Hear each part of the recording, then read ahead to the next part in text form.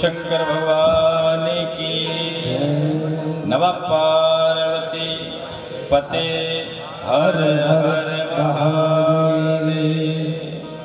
बोलो हनुमान जी महाराज की जय, बोलो व्यास जी महाराज की जय, श्री शिव महापुराण की जय, सनातन धर्म की जय, इष्ट देवता की जय, स्थान देवता की जय, कुल देवता की जय, बस्ती नगर की जय, शव संतन की जय, शव भक्तन की जय, राम जानकी मंदिर की जय। नमः पार्वती पते हर हर महादेव। मात श्री नारवेदे जय जय श्री राम। राधे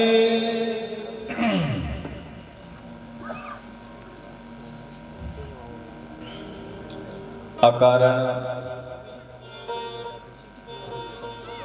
करुणा वर्णालय भक्त वांछा कल्पतरु। जीवात्मा जब परमात्मा से मिलने का, हम कहाँ से आए हैं और हमारे शरीर छूटने के बाद हम कहाँ जाएंगे, ऐसी भगवत स्वरूप शिव महापुराण जो हमको ज्ञान कराती है कि हम संसार में हमें कैसे रहना है और क्या करना है, ऐसी ज्ञान स्वरूपा शिव पुराण को हम सब मन ही मन प्रणाम करते हैं।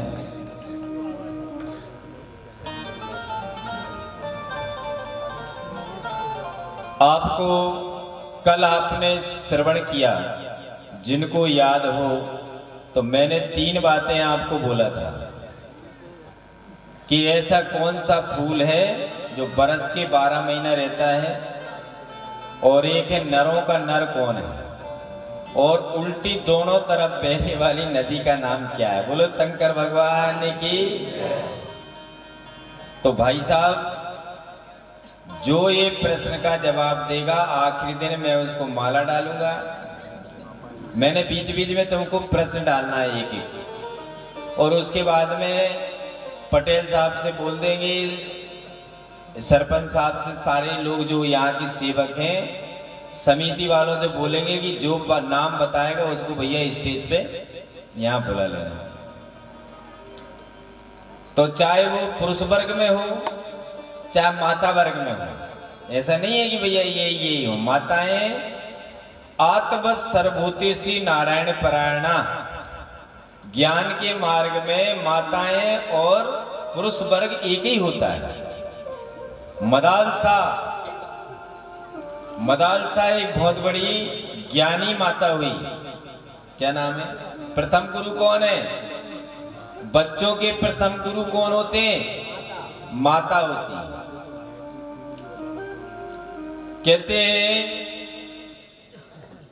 पार्वती की कृपा से चंचला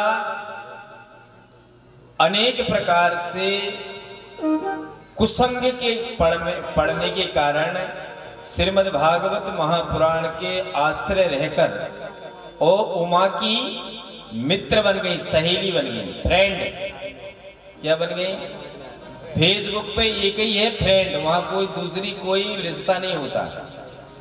बोलो शंकर भगवान की। काका मामा चाचा सौरे के सारे लोग रहेंगे, लेकिन आप फेसबुक पे सिर्फ एक ही रिश्ता है। कौन सा? तो ऐसे ही जीवात्मा जब कोई सुकर्म करता है ना, तो जो चंचला थी वह चंचला उमा की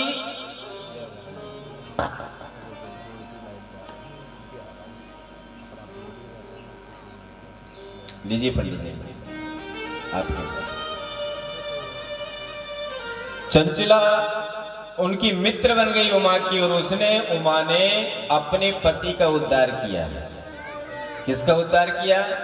प्रार्थना की उमा ने कि मेरा जो सतपुड़ा के पहाड़ पर जो मेरा पति राक्षस बन गया महाराज, उसके लिए कोई शंकर भगवान की कथा किसी ब्राह्मण दो, कोई संत कर दे। प्रार्थना की महाराज, बोले पैसे वगैरह नहीं है हमारे पास। क्या नहीं है? धन नहीं है, बिना आपकी दक्षिणा देने के लिए कुछ नहीं है। तो एक वृद्ध महापुरुष रहते थे, उसने बोले कोई बात नहीं, आप 7 दिन सुन लेना, यही आपकी दक्षिणा है, बैठ के एक आसन पे सुन लेना। इसलिए अपने अपने आसन पे।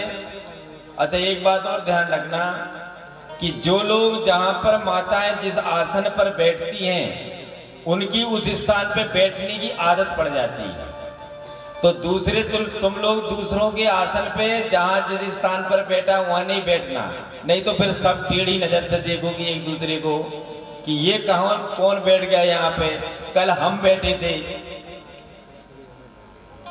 बोलो शंकर भगवान की। तो जहां जो जिस आसन पर प्रथम दिन बैठा है वो वही बैठना, नहीं तो सुनने में मन नहीं लगेगा, आड़े टेढ़े देखोगे ये कब उठेगा। ऐसे ही जीवात्मा जब 7 दिन आप भगवत कथा का श्रवण करेंगे एक आसन पर, तो आपको शिव पुराण सुनने का पूरा अवसर मिलेगा। और कल आपने बहुत सुंदर कथा आपको बताई गई। उन कथाओं के माध्यम से कथाएं हम क्यों करवाते हैं? जिस गांव में कथाएं होती हैं भगवान शिव की, महाराज उस गांव के अंदर में कहा है कि उस गांव के कहते हैं यदि किसी को जीवन के अंदर में जैसे राजा रहेगा वैसी प्रजा रहेगी। गांव में एक भक्त हो जाए महाराज तो कुछ ना कुछ को भक्ति का रोग लगा देते हैं। भक्ति का भी एक रोग है, जैसे प्रहलाद जी को रोग लगा था भक्ति का।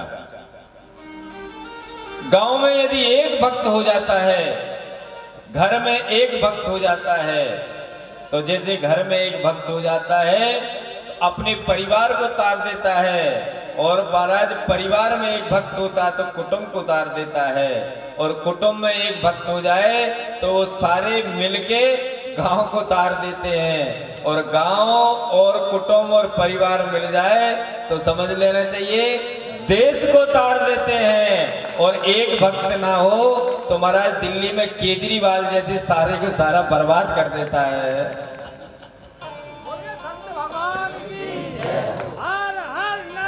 इसलिए कहा कि जीवन के अंदर में कोई ना कोई अपने परिवार में का कोवा दरिद्रो विशाल तथा संसार के अंदर में सबसे बड़ी संपत्ति आपकी ये है कि आपने अपने परिवार को, कुटुंब को और बच्चे को यदि परमात्मा में लगा दिया, महाराज जब हमारी उम्र हो जाएगी तो वो उस ज्ञान के द्वारा आपकी सेवा करेगा, और उस सेवा के द्वारा महाराज आपको उसको परमात्मा की प्राप्ति हो जाएगी। ये जीवन की सबसे बड़ी संपत्ति है। और नहीं तो आजकल महाराज ये दुनिया भर की जितनी चीजें आ गई, लोग कॉमेडी बनाते हैं। क्या बनाते हैं? आपने गौर करना, अपने यहां तो बहुत ही परमात्मा की कृपा है, जीवन धारा जीवन दायिनी देने वाली नर्मदा की, कि महाराज नर्मदा की इतनी कृपा है कि मध्य प्रदेश के अंदर यदि कोई जीवन दायिनी है नर्मदा, महाराज नर्मदा की बड़ी कृपा है। बड़े बड़े संत विमलात्मा सिद्धात्मा जिनको देखने के लिए लोग तरसते हैं, महात्माओं को जो मिलते ही नहीं, नर्मदा मैया के तट पर स्वयं आकर तपस्या करके और जीवात्मा का परमात्मा के साथ मिलन कर देते हैं, और नर्मदा मैया महाराज उनका सबका उद्धार कर देती है। ये नर्मदा मैया की कृपा है।